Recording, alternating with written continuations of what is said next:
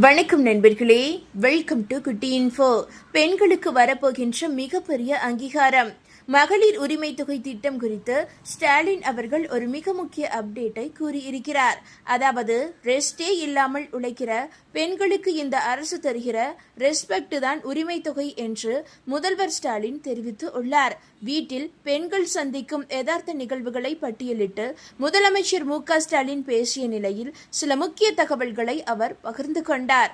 சேலம் கோட்டை மைதானத்தில் நடைபெற்ற பிரம்மாண்டமான தேர்தல் பொதுக்கூட்டத்தில் திமுக தலைமையிலான கூட்டணியின் 11 வேட்பாளர்களை அறிமுகம் செய்து முதலமைச்சர் மு.க. ஸ்டாலின் உரையாற்றினார்.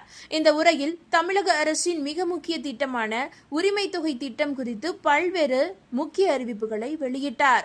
தற்போது நடைமுறையில் உள்ள உரிமை தொகை திட்டத்தின் வெற்றியை சுட்டிக்காட்டிய முதலமைச்சர், அடுத்த முறை திமுக ஆட்சிக்கு வந்தவுடன் மாதந்தோறும் வழங்கப்படும் உரிமை தொகை 1000 ரூபாயிலிருந்து 2000 ரூபாயாக உயர்த்தப்படும் என்று உறுதியளித்தார். இந்த திட்டம் தமிழக பெண்களின் பொருளாதார சுதந்திரத்தை அடுத்த கட்டத்திற்கு எடுத்து செல்லும் என்று அவர் குறிப்பிட்டார். இப்போது ரூபாய் 1000 வழங்கப்பட்டு வருகிறது. வரும் தேர்தலில் மீண்டும் திமுக ஆட்சிக்கு வந்தவுடன் இந்த உரிமை தொகை ரூபாய் 2000 உயர்த்தப்படும் என்பதை இந்த சேலம் மண்ணில் இருந்து நான் உறுதிபட தெரிவிக்கிறேன் என்றார். மேலும் உரிமை தொகை ரூபாய் 1000 மற்றும் விடியல் பயண திட்டம் ஆகிய இரண்டின் மூலமாக மட்டும் தமிழ்நாட்டில் ஒவ்வொரு குடும்பத்தைச் சேர்ந்த பெண்ணும் மாதம் ரூபாய் 800 முதல் ரூபாய் 900 வரை சேமிக்க முடிகிறது. இது வெறும் உதவித்தொகை மட்டும் அல்ல, இது பெண்களின் உரிமை.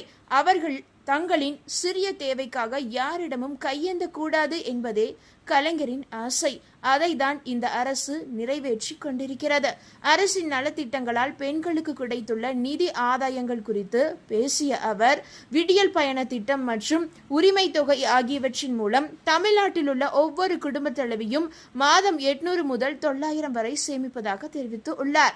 புதுமை பெண் திட்டத்தின் மூலம் உயர்கல்வி பயிலும் மாணவிகளுக்கு மாதம் 1000 வழங்கப்படுவதால் கல்லூரிகளில் மாணவிகளின் சேர்க்கை விகிதம் 34% அதிகரித்துள்ளதை அவர் சுட்டிக்காட்டினார்.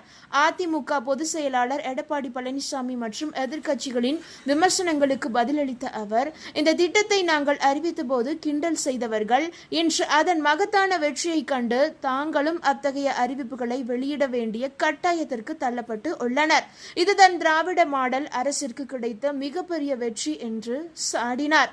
பெண்கள் யாரையும் சார்ந்து இருக்காமல் தங்களின் சுய தேவைக்காக யாரிடமும் கையேந்த கூடாது என்பதே இந்த அரசின் அடிப்படை நோக்கம் என அவர் விளக்கினார். பெண்களின் கைகளில் பணப்புழக்கம் அதிகரிப்பது குடும்பத்தின் வளர்ச்சியையும் அதன் மூலம் ஒட்டுமொத்த மாநிலத்தின் பொருளாதாரத்தையும் வலுப்படுத்தும் என்று தனது உரையில் அவர் ஆணித்தரமாக தெரிவித்தார்.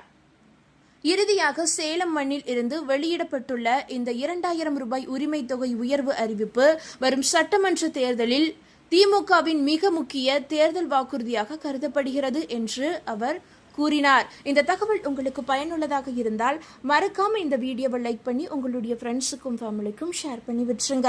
உரிமை தொகை திட்டம் குறித்த லேட்டஸ்ட் அப்டேட்டுகளை உடனுக்குடன் குயிக் அப்டேட்டுகளை தெரிந்து கொள்ள மறக்காம நம்மளுடைய இந்த குட்டி இன்ஃபோ சேனலை சப்ஸ்கிரைப் பண்ணி பக்கத்தில் இருக்க பெல் ஐக்கானை கிளிக் பண்ணி வச்சுக்கோங்க.